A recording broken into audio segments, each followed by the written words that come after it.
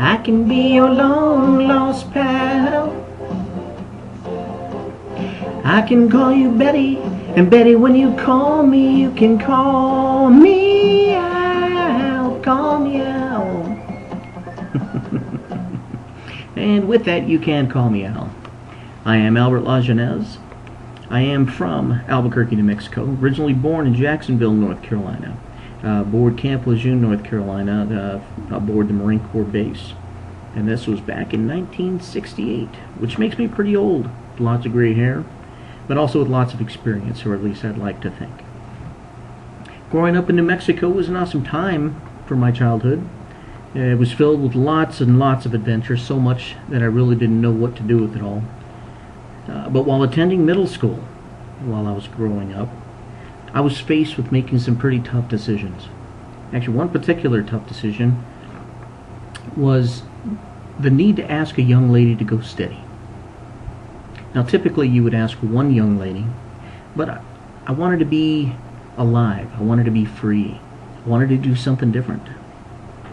So I asked 6. Go out. I don't know if that was really the intent, but I think what it was is the momentum kept going. One girl said yes, and then another girl said yes, and it just continued to go, so I went with it. But subsequently, by the end of the day, they all found out that they were dating the same guy, and ended it. All of them except one.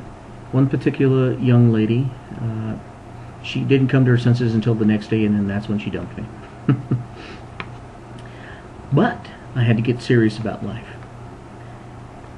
So after high school, I really still had no direction, didn't know what I was going to do. So I went to college. At the beginning of the second year of college, I still didn't know what I was going to do. I was pretty immature. I was pretty immature when I came from high school, but I think got more immature as I went to college. All I was thinking about was partying, having a good old time. So I decided to join the Marine Corps. And that's where I spent the next 21 years of my life. I would think that this was probably the path that I was intended to be on, but it wasn't quite clear in the beginning. But over time, it became extremely clear. I had to weigh all my options when joining, because it wasn't just about wearing the uniform. There were so much more things that were involved with it, but things that I needed to learn. The only fear that I had was going to war. And I didn't think at that time that war was even going to come across us, because there really hadn't been anything significant.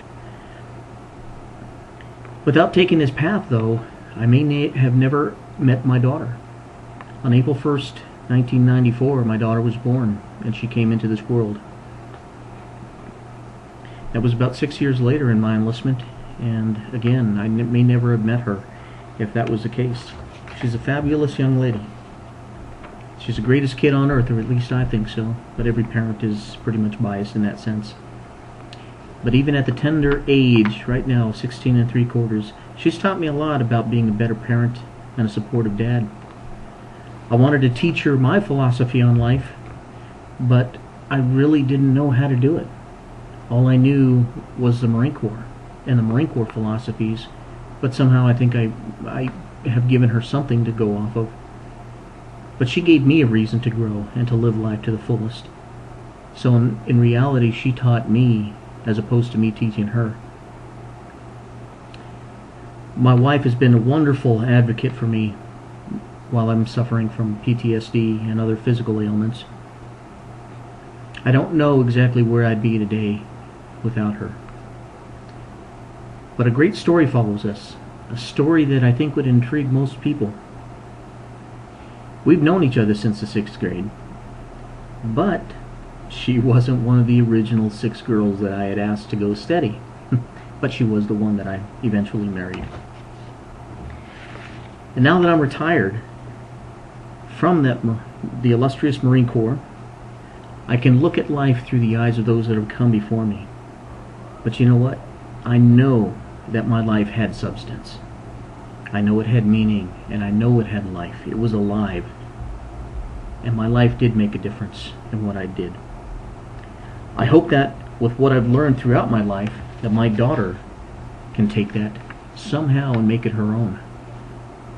I hope that my sacrifices to my country can be looked at with honor and without prejudice. I want for those that can ask me questions, look to me, and I can provide the advice that I can truly learn from and build off of. Education is important in our lives, and with what we gratefully have in our society, we should take advantage of it. We should be able to grow from it, becoming a role model for others to look up to. Give the gift of courage. Give the gift of passion and determination to those that need a boost from time to time, and help them find their way and their dreams. I am Albert Lajeunesse, and I do approve this message.